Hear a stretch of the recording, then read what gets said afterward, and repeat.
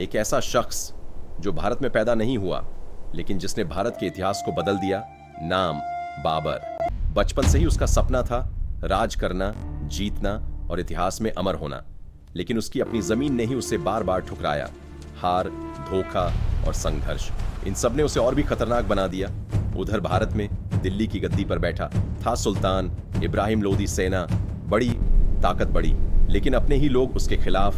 और यहीं से शुरू हुआ खेल। पंजाब के गवर्नर और मेवाड़ के योद्धा राणा सांगा ने बाबर को भारत आने का न्योता दिया। उन्होंने सोचा वो आएगा, लड़ेगा और चला जाएगा।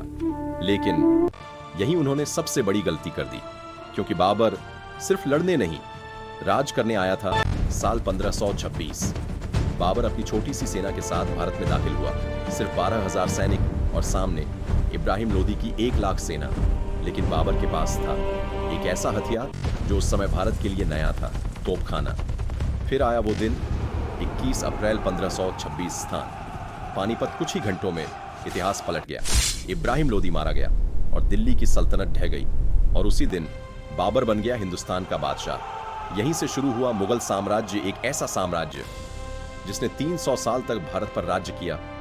लेकिन असली सवाल यह है, अगर उस समय राणा सांगा और दौलत खान बाबर को भारत बुलाते ही नहीं, तो क्या मुगल साम्राज्य कभी बनता? कमेंट में बताओ। क्या बाबर की जीत उसकी ताकत थी या भारत के लोगों की गलती?